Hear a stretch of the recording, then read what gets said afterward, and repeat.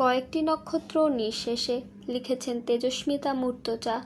পর্ব ৩, বর্ধিতাংশ। ময়মনসিংহ সিটির নতুন বাজারের আশপাশ জুড়ে যতদূর দেখা যায় সারিবদ্ধ হাইরাইজ বিল্ডিং দাঁড়িয়ে। অদ্রিজের অ্যাপার্টমেন্ট ৯ম তলায়। তার ব্যালকনিতে দাঁড়ালে শহরের এধার ওধার চোখে পড়ে। এছাড়া শহরের কোল দিয়ে সরু বয়ে যাওয়া ব্রহ্মপুত্র, আরেকদিকে মাসকান্দা বাস স্ট্যান্ডে থেমে থাকা সারি সারি বাস, অন্যদিকে সাপের মতো স্থির রেলপথ। অদ্রিজের অ্যাপার্টমেন্টের বেডরুমের ব্যালকনি থেকে দূরে ঝাপসা ব্রহ্মপুত্র দেখা যায়।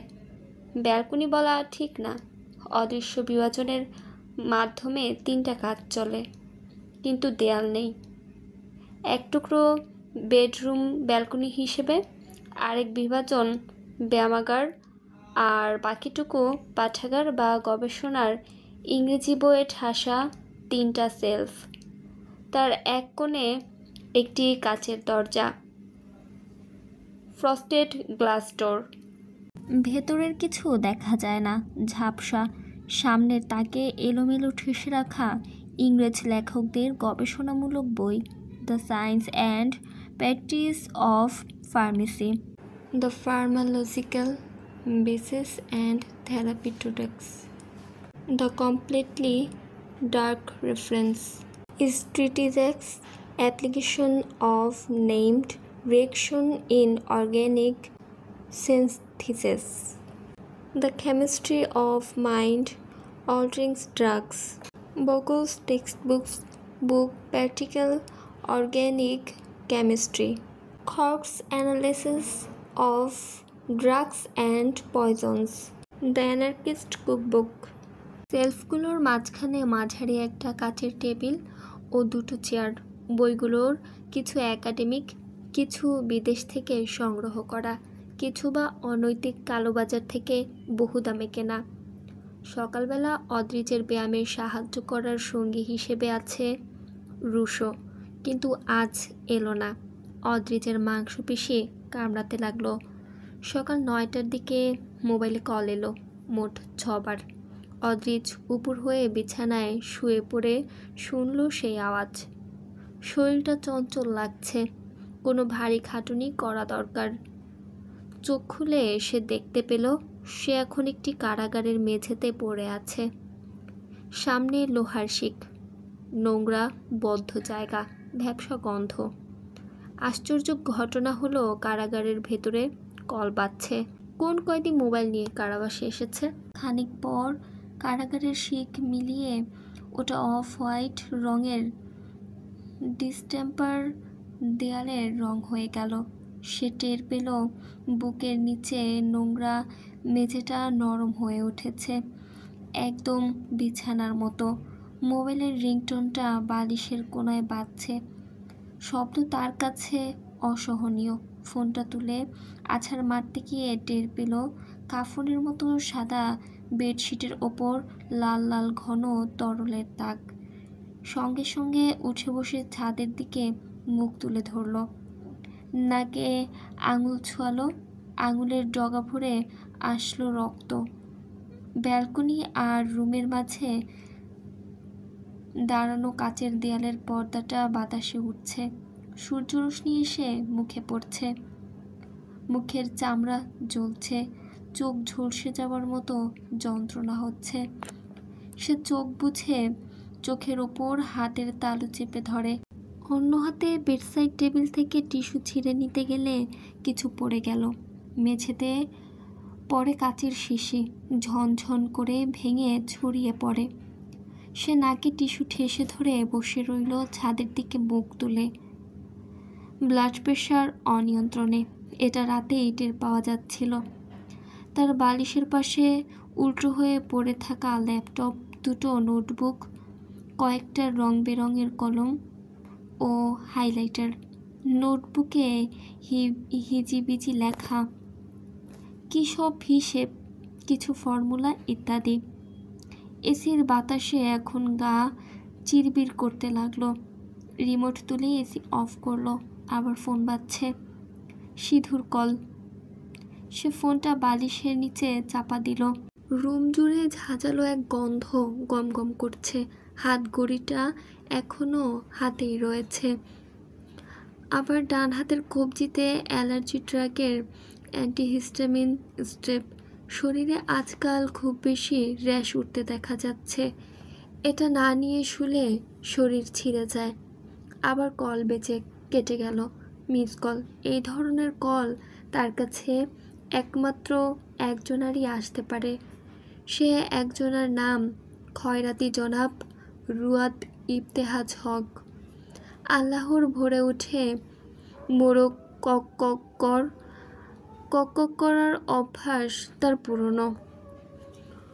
ভোর সকালে ঘুম থেকে উঠে গাছের ভেতরটায় রুহ, মজক, বৃক্ষ, পাকস্থলী খুঁজে বেড়ানো তার স্বভাব। ভোরে উঠে কোন বনে বাদারে গিয়ে শিশির ভেজা ঘাসের দিকে ঘণ্টাখানেক চেয়ে থেকে ঘাসের আন্তর্জাতিক, ভূতাত্ত্বিক, রাজনৈতিক ইতিহাস উদ্ধার করা পাতিবিজ্ঞানী সে। অদ্রিজ কল ব্যাক করলে রুয়াদ ঘোষণা করল, বাজারে আসবি একটু পর, কাজ আছে। অদ্রিজ সাফ সাফ মানা করে দিল, প্রশ্নই ওঠে না। রুয়াদ বলল, হ্যাঁ তাহলে এই কথাই রইল। বেলা 11টার দিকে বাজারে দেখা হচ্ছে। 1000-5 টাকা আনিস, মার্কেট করব।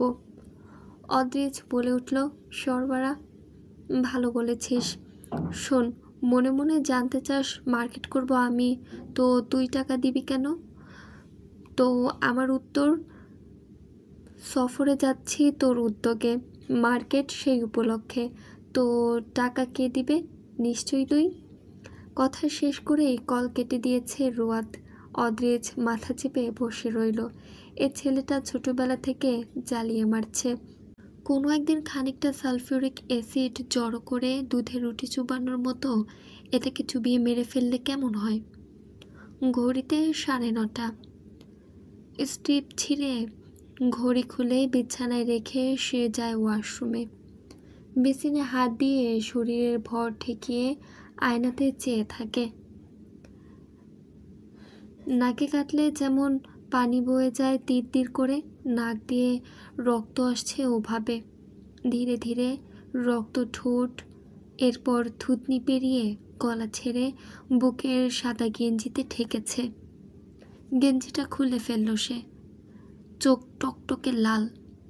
এত ওষুধ, ব্যায়াম ও ব্যবস্থা গ্রহণের পরও শরীর শেষ হয়ে যাচ্ছে। মুখের গড়ন ভাঙা ভাঙা, চুলদাড়ি অস্বাভাবিক বেড়েছে, ত্বকের রং কালো হয়ে গেছে। সে রুমে ফিরে সিধুকে কল করে বলে, আসার সময় জেন্টস পার্লার থেকে কাউকে ধরে এনো, রাত 8টায়। সিধু বলল, অদ্রু স্যার, 8টায়? আমাদের গাড়ি তো 11টায়, দেরি হয়ে যাবে না স্যার? হবে না, ওদিকে সব রেডি। সবাইকে যার যার জায়গা মতো ফিট করে দিও, কোথাও সামান্য ভুল হওয়া যাবে না। কল কেটে সে কিচেনে গিয়ে কফি বানায়। কফি তার পছন্দ না, এমনিতেই জীবনটা ঘুমহীন। কফি খেলে আরও ঘুম হয় না। কফি বানিয়ে তাতে সে কিছুটা গুঁড়ো পাউডার মেশায়। এটা ছাড়া মন সংযোজন আসে না বাস্তবতার ওপর। বারবার সব গুলিয়ে যাচ্ছে, হ্যালুসিনেশন হচ্ছে। ব্যালকনির সোফাতে বসে কফির ধোঁয়া উঠতে দিয়ে প্রেশারের ট্যাবলেট মুখে ফেলে সামান্য পানি গিলে অ্যানিকে কল করে। অ্যানি নওফেলকে বের করে দিয়ে নাফিকে খাওয়াতে বসেছিল। তাকে সেলুনে নিয়ে যাওয়া হবে। অ্যানি ছাড়া কেউ পারবে না চুল কাটাতে। সবাইকে নাস্তানাবুদ করার ডিগ্রি আছে নাফির, ভয় শুধু অ্যানিকে। অ্যানি কল রিসিভ করে বলল, আপনি তো বাদুড়ের মতো দিনভর ঘুমান, আজ কি ব্যাপার? রুয়াদের ভাতিজির কোনো খবর? ইস রে, আপনাকে কল করার কথা মনে নেই। সে কোন সকালে ওদের বাড়ির লোক এসে চাঁদা দিয়ে গেছে। ভালো একটা সিট রাখতে বলেছে।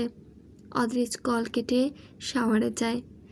ঠিক ৪৫ মিনিট খানেক দাঁড়িয়ে থাকে শাওয়ারের নিচে। মাথায় ঠান্ডা পানি পড়লে প্রেশার কমতে পারে। ১১টার দিকে চূড়ান্তভাবে মাংসপেশিতে অসহ্য কামড়ানি শুরু হলো। একটা টি শার্ট ও 3/4 প্যান্টের সাথে সে পরল হাই বুট। কানে হেডফোন ও বিশাল এক সানগ্লাস চোখে বাঁধিয়ে বেরিয়ে পড়ল অ্যাপার্টমেন্ট থেকে। রাস্তায় কেউ কেউ বলতে পারে টি শার্ট ও ট্রাউজারের সাথে লেদার হাই বুট বেমানান। তাতে অদ্রিজের যায় আসে না। বেমানান শব্দটাই মূলত বেমানান এই জগতে। তাপমাত্রা আফ্রিকা মহাদেশের সাথে টক্কর দিচ্ছে। সে একটু হেঁটে একটু দৌড়ে দৌড়ে বাজারের মধ্যে আসে। একটু ফাঁকা জায়গা পেয়ে দাঁড়িয়ে হাঁপ ছাড়ে। দৌড়ানোর পরিশ্রমের ফলে শরীরটা ভালো লাগছে, কিন্তু রোদে তার শরীরে সেন্সেশন হয়। তার যেহেতু শরীর ঘামে না, বরং শরীর রোদের সবটুকু তাপ শোষণ করে শরীরকে তাপপ্রদি সিস্টেমের মতো করে তোলে। হিটারের মতো জ্বলতে থাকে চামড়া। হিট স্ট্রোক টাইপ ব্যাপার। এখন বমি হবে। এখন তার মনে হতে লাগলো চারপাশে অনেক কিছু ঘটছে, খুব মারাত্মক কিছু। ভয়াবহ একটা পরিবেশে দাঁড়িয়ে আছে সে। ভয় করতে লাগলো তার। পাগলের মতো এদিক ওদিক চাইল। সব কিছু ঝাপসা। শুধু মনে হতে লাগলো সে কোনো নরকে দাঁড়িয়ে আছে। তার চারপাশটা খুব দ্রুত ভয়াবহ ঘটনায় জড়িয়ে যেতে লাগলো। গা তীর তীর করে কাঁপতে লাগলো। খচখচ করে গা চুলকাতে লাগলো সে কোথায় দাঁড়িয়ে তা মনে করতে পারল না কিছুক্ষণ। এরপর আচমকা শরীরটা ঝাঁকি মেরে উঠে গলগল করে বমি করে ফেলল। সঙ্গে সঙ্গে এক নারী কণ্ঠ চেঁচিয়ে উঠল, ছি! এই কে রে শয়তান? আজব লোক তো। বাচ্চা নাকি, রাস্তার মধ্যে বমি করতেছে। সরে আয় নয়ন। ছি ছি, দেখি কি হাল হলো তোর। অদ্রিজ চোখ ঝাপটালো বারবার দেখার জন্য। তার মাথার ভেতরে এখন ভোঁতার শব্দ শোনা যাচ্ছে। কারের ভেতরে এসি চললে যেমন গা গুলিয়ে আসে, অমন। হেডফোন খুলে ফেলে দিল রাস্তার ওপর। ওটা ভেঙে গেল। আরেকটা মেয়ে বলল, থামো ফুপি, লোকটা অসুস্থ মনে হচ্ছে, দেখি দাঁড়াও। এই যে, আপনি ঠিক আছেন? কেমন লাগছে আপনার? দেখুন আমার স্কার্টটার কি অবস্থা করেছেন। মাথা ঘুরছে আপনার? অসুস্থ আপনি? এই কণ্ঠস্বর ও বাক্যগুলো ওষুধের মতো সুখদায়ক লাগলো অদ্রিজের কাছে। মেয়েটা কেন রেগে গিয়ে 2-4টা কথা ঝাড়ল না, বরং নরম পা ফেলে কাছে এলো। সাথে সাথে অদ্রিজের নাকে ফ্লোরাল পারফিউমের সুঘ্রাণ ঢুকলো। কিন্তু অ্যালার্জির কারণে মেয়েটার কাছে আসতেই সে দুম করে এক হেঁচি দিল। এমনিতেই তার কণ্ঠস্বর বড় ভারী, তার ওপর ছেলে মানুষ বোম ব্লাস্টিং হাঁচি। মেয়েটা কেঁপে উঠে পিছিয়ে গেল। সামান্য একটু সংকুচিত হলো, কিন্তু সরে গেল না। তার হালকা নীল স্কার্টের নিচের ভাগ দুর্গন্ধ বমিতে ভরে গেল। সাদা কুর্তি হাঁটুর সামান্য উপর অবধি, তাতেও ছিটা লেগেছে। বড় বিশ্রী লাগছে দেখতে। অদ্রিজ কেমন অদ্ভুত কণ্ঠে ক্ষমা চেয়ে উঠল, আমি দুঃখিত মিস, আমি সরি, আই এক্সট্রিমলি সরি, আমি দেখিনি, হঠাৎই পেট গুলিয়ে এলো। কণ্ঠস্বর ভারী মোটা পৌরুষ। মেয়েটি স্বভাবতই সচকিত হলো। তখনই পেছন থেকে আগের মেয়েটা সরু গলায় চেঁচালো, এই নয়ন, চলে এত গা ভরে বমি করা, আবার মহানুভবতা দেখানো হচ্ছে। মাতাল হবে কোথাকার কোনো। আয়, বাড়ি গিয়ে সাবান মেখে গোসল করবি, আয়। অদ্রিজ নিঃশব্দে আর চোখে মেয়েটাকে দেখল। তার মনে হলো রণচণ্ডী মেয়েটাকে সে চেনে। মনে পড়ল এটা তার নানুর ছোট ভাইয়ের মেয়ে ঋতু। এখনও গোমরা ও ঝগড়ুটেই রয়ে গেছে।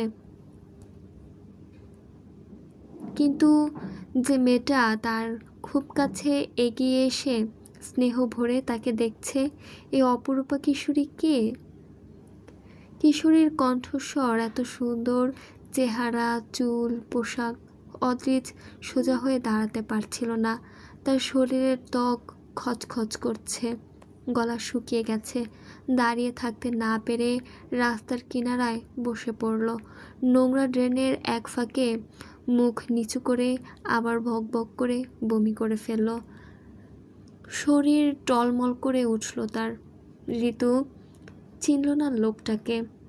আনোয়ারা ফুপুর নাতি সে। আনোয়ারা ফুপুর মেয়ে। মাসুরা মারা যাবার পর আনোয়ারা ফুপু ভুলেই গেছেন তার মেয়ের একটা ছেলে সন্তান ছিল। রুয়াদ ভাইয়ার দোসর অনাথ ছেলেটা অদ্রিজ প্রধান। এই অদ্রিজের কাছ থেকে তার নানুর জন্য এখনও প্রতি মাসে 1 গাদা করে টাকা আসে, শুধু ওষুধ খাওয়ানোর নাম করে। ফুপু আয়েশ করে খরচ করে তা। সেই ফাঁকে নাতির খোঁজ করার খেয়াল থাকে না। সে তো এসব স্বার্থপরতার কারণেই বড় ফুপুকে একটুও পছন্দ করে না। কিন্তু ঋতুও আজ মাসুরা আপার ছেলেটাকে চিনতে পারল না। তাদের বংশের বয়সের গোলমালে বোনের ছেলেরা তার চেয়ে বয়সে বড়। সে নাক কুঁচকে দাঁড়িয়ে রইল দূরে। ওদিকে নয়নতারা দৌড়ে গিয়ে লোকটার কাঁধে চেপে ধরল। কি করছেন? ড্রেনে পড়ে যাবেন তো। সরে আসুন, আপনার শরীর টলছে, প্লিজ সরে আসুন, আমি ধরছি আপনাকে। রাস্তার ওপর বমি করুন। এই অসুস্থ অবস্থায় এভাবে কেউ রাস্তায় বেরোয়? উঠতে পারবেন? কোথায় থাকেন আপনি? অদ্রিজের নাকে আবারও ঠেকল সেই পারফিউমের গন্ধ। মেয়েটা বুঝতে পারছে না কেন অদ্রিজকে এভাবে ছোঁয়া ঠিক না। মেয়েটার কি ক্ষতির ভয় নেই? অদ্রিজ নিজেকে ছাড়িয়ে নিয়ে পকেট থেকে এক টুকরো টিস্যু বের করে এগিয়ে দিয়ে বলল, স্কার্ট মুছে নাও, নোংরা হয়ে গেছে। সে চিন্তা আপনার না করলেও হচ্ছে আপাতত। ও তেমন কিছু না, আপনার অবস্থা দেখুন, একা চলতে পারবেন? নয়নতারা অবাক হলো। এরকম অবস্থায় এত স্বাভাবিকভাবে উল্টো তার সেবায় মনোযোগী লোকটা। অদ্ভুত সুন্দর চেহারা, কিন্তু চুলদাড়ির জঞ্জালে অস্বাভাবিক দেখতে লাগলো। কোনো প্রশ্নের জবাব দেয় না, প্রতিবাদ করে না। রোদে শরীরের ত্বক লাল হয়ে উঠেছে। নয়নতারা দৌড়ে গিয়ে ঋতুর কাছ থেকে পানির বোতল আনল। তন্নি বেগম সবসময় নয়নতারার সাথে বোতলে ভরে পানি দেন। নয়নতারা যখন অদ্রিজের সামনে থেকে স্কার্ট উঁচিয়ে ধরে দৌড়ে গেল, মনে হলো কোনো শুভ্র পরী ডানা ঝাপটে উড়ে গেল। পায়ে ফ্ল্যাট অলংকারের মতো সাজোয়া জুতো, তার ওপর ফর্সা পায়ের গোড়ালি ছোঁয়া রূপলি নুপুর ঝনঝন আওয়াজ তুলে বাজতে বাজতে এগিয়ে গেল। অদ্রিজ চোখ বুঝল। নীল জর্জেটের ওড়নাটা পেছনে পরীর ডানার মতো উড়ে উড়ে সঙ্গ দিচ্ছে মেয়েটিকে। চুলের আধখোলা বেনিতে ফুলের মতো ক্লিপ, সাদা টপ কুর্তা, ফর্সা নরম হাতে বাচ্চাদের মতন স্বর্ণালী চিকন চুর। এত অভিজাত সাজ, নক্ষত্রের মতো উজ্জ্বল। অদ্রিজের কেমন হিংসে হলো। এ তো ডিজনির পরীদের রাজকন্যার মতো সাজ চেহারা। সে অনীহায় চোখ সরালো। পরীদের রাজকন্যা ফিরে এসে বোতল এগিয়ে দিয়ে বলল, নিন পানি, একটু পানি খান, ভালো লাগবে আপনার। বমি করলে গলা শুকিয়ে যায়। মুখটাও ধুয়ে নিন, মাথায় একটু পানি বসিয়ে দেব? রোদে মাথা গরম হলে বমি হতে পারে, এভাবে একা বাড়ি ফিরতে পারবেন? অদ্রিজ চুপচাপ বোতলটা হাতে নিল। চুলগুলো হাতের আঙুল দ্বারা ব্যাক ব্রাশ করতে করতে একটু ভালো করে দেখল সুন্দরীকে। এত নমনীয়তা, মানবিকতা কে শিখিয়েছে? এ তো ওয়াসিম মামার মেয়ে মনে হচ্ছে। তা হক সাহেব মেয়েকে এত ভালো করে মানুষ করেছেন? সামান্য ঠোঁট তেড়া করে হাসল সে।